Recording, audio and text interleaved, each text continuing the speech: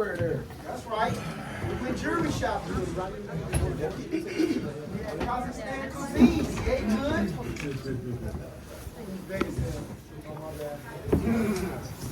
Hey Terrence, you know, you joined the elite crew of like Floyd Mayweather, Manny Pacquiao, Roberto Duran, De La Hoya, Shane Mosley, I think I said Pernell, Manny Pacquiao, all these guys who went from lightweight to super middleweight. Like, it's that small elite, every single person's name is all-time great. You just did that. How does that feel?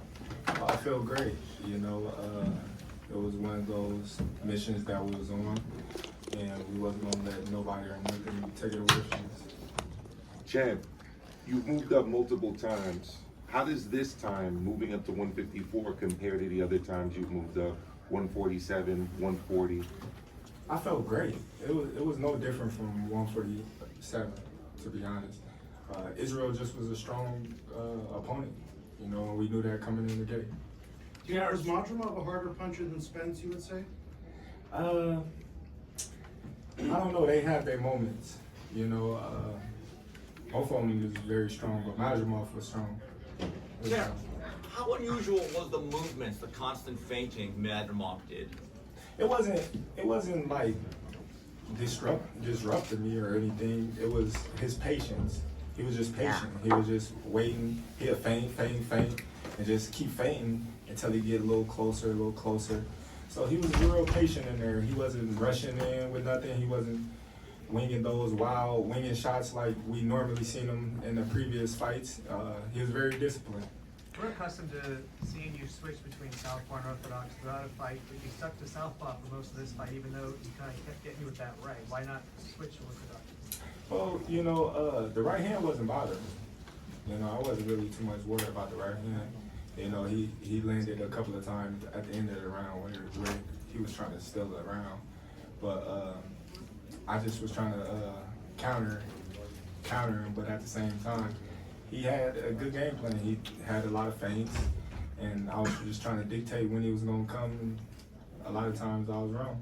Do you feel the fight was like an offensive counter fight, like where you guys both waited and when he kind of took a step, or you kind of like raced through each other a little bit? Yeah, sometimes, you know, like I said, he was just waiting on me. Like, he was doing a lot of movement, but at the same time, he was trying to counter me like I was trying to counter him. So it was a mixture of counter to counter. Did you see a lot of yourself in Madrimov? No, I won't say all that because I was touching him up with the jab. I think my jab was beating him up all through the fight, but you know, he landed a couple of right hands that was telling for the judges to go or the fans, but it wasn't nothing that I ain't never seen before. Was there anything that surprised you about him? Was there anything that surprised you about Madrimov's movement or anything in the ring? No, we knew he had good movement. We knew he had good hand movement. We knew he was strong. We knew he was durable. You know, if I was to say anything that surprised me, it's his patience. You know, he was real patient in there. But someone with 10 fights, Terrence, could that surprise you at all? And how does he compare to your other top opponents that you faced? I won't say that he surprised me with 10 fights because you gotta understand he got over 300 and something amateur fights, so he know how to fight. He know how to move around in the ring. He knows how to capitalize on people's mistakes. He's been around the game for a minute now. Just because he got 10 fights, that don't mean nothing. Look at Lomachenko and all these other fighters that's getting title shots with 15 fights, 2 fights and stuff like that because they're on the fast track because of their amateur pedigree. But what did you, sorry about that, but what did you think about the Eddie's reaction to the scorecards? I don't know if you heard him on your way out of the ring, but he tried to make it seem like there was some sort of robbery or that the scorecards were wider than they should have been. Man, you gotta understand, that's his fighter. You know, he's gonna say anything that he can to hype it up. You know, he knows that guy lost, and so do his team, and so do he. Terrence, would you say Terrence, this was could you your talk to us toughest fight about that the you got in sense your of career so far? occasion tonight? About it was an incredible event to be at. You really soaked up the atmosphere on your walk in. You had the biggest smile on your face. It was an incredible event to witness for us in the media, for the fans. Can you talk to us about how it made you feel? Well, it made me feel great to see all the stars, all the people that came out to support Terence Crawford and Madrimov. You know, I understand that it was a lot of talented people on the undercard, but all in all, they came to see Terence Crawford. You know, when you look at the stands and the people, when they start filling up the seats, is when Terence Crawford was getting ready to fight. Well, was this your toughest fight, do you think? I mean, you won the fight, but I'm trying to think what was tougher. What was the tougher fight? I wouldn't say it was my toughest fight. You know, I think Mean Machine was a tough fight, tougher fight than that. I think Gamboa was a tougher fight than that. I think Benavidez was a tougher fight than that. You know, I might have got the knockout, but those was tough fights in their own right. But for years we heard from my members. bad. Oh, sorry. Shout out to Turkey. Happy birthday. Yeah. I hope you had a good birthday. You know, I appreciate you for coming to America and putting on for the United States. Hope you have a great birthday. So for years we heard from segments of the boxing public, you were on the wrong side of the street, you couldn't fight certain people because of promotional divides. Turkey delivered not just a fight for you, but an event. Can you talk to us about that? Well, you know, it's politics. Politics was blocking me out. A lot of the media was blocking me out because I wouldn't talk to them because they was switching up the narrative, or they was wanting to be loyal to a certain promotional company, you know, and it didn't make it no better that I didn't care, you know. So we here now. Everything happened for a reason.